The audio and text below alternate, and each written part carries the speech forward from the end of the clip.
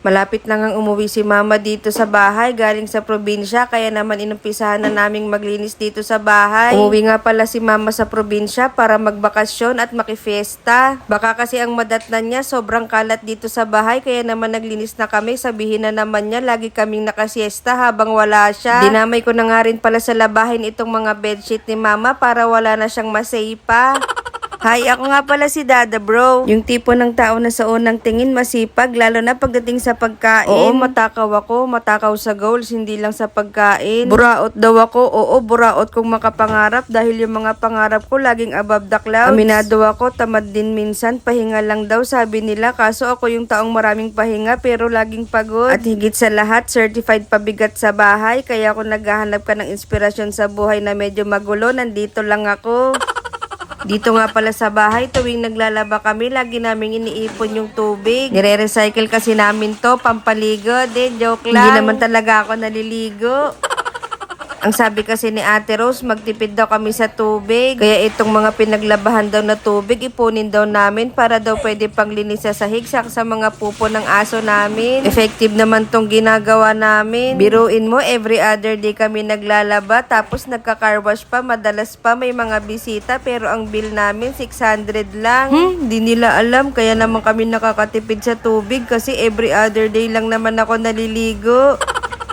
Inumpisahan ko nang ibuhos tong pinaglabahan ng mga damit namin dito sa may sahig sa may terrace. Ito kasi yung way namin para mabawasan yung init ng sahig saka yung mga alikabok na dala ng mga hangin. At para ma-dissect na rin yung mga bakterya na galing naman sa ihi ng aso namin. Okay, one down. So good, so clean. Parang baliktad yata.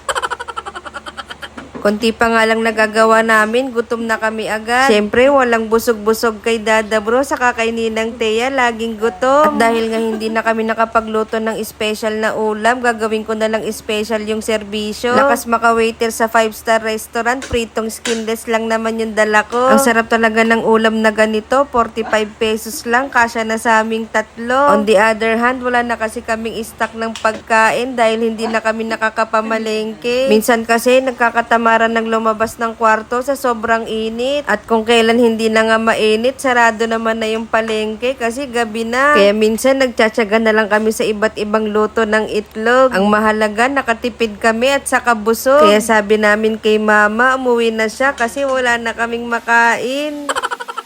Araw-araw na nga kami nagtitimbang ni Ninang Thea, nangangayayat na rin kami from 68 kilos down to 70. Kami ngayong walang pambili ng ulam pero may pambili ng dessert. Tara, kain tayo ng ice candy. Natutulala nga ako dito. Paano naman kasi iniisip ko anong recipe na naman yung lulutuin naming itlog mamayang gabi. Tumilido ka? Lalakay. Layo ng tingin eh. Pagkatapos nga namin kumain, sabi ko kay Ninang Thea, ako na lang magliligpit ng pinagkainan, siya na lang maghugas. Mas mahirap kasing maghugas kaysa magligpit ng pinagkainan. Sabi ko, nood na lang siya ng K-drama habang naghuhugas. O diba, utakan lang yan. Pagkatapos nga namin kumain at maghugas ng pinagkainan, lumabas naman kami para magsampay. Ay, si Ninang Thea lang pala naghugas ng pinagkainan. Kaya nga pala hindi ko suot yung favorite kong panjamas kasi nilabahan. Ano naman, wala lang, share ko lang. Pagkatapos nga naming magsampay ni Ninang Thea, sinunod ko na maglinisan itong CR. Para pag uwi ni Mama, matuwa siya sa akin. Baka bigyan pa ako ng 1,000.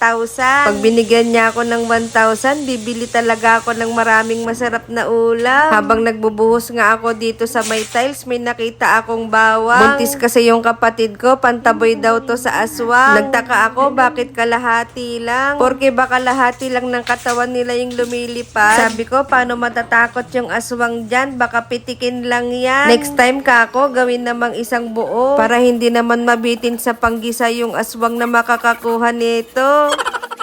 Naawa na nga sa akin si Ninang Thea, kaya naman tinulungan niya na ako dito. Sabi ko, wag na, baka makihati pa siya sa ibibigay ni Mama na 1,000.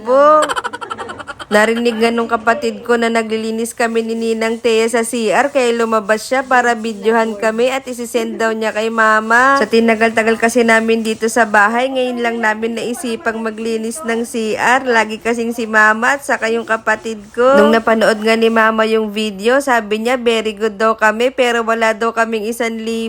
Aray ko po, parang nangihina na ako. Sabi ko, sige, wag niya na kaming bigyan ng 1,000. Basta kapag ipinamana niya tong bahay sa amin, mas malaki yung parte namin. Siyempre, hindi papayag yung mga kapatid, kaya pag-aaway-awayan na lang natin.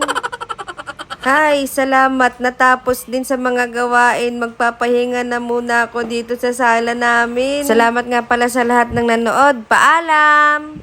Daw, muulan yung mga sinampay. Muulan mo.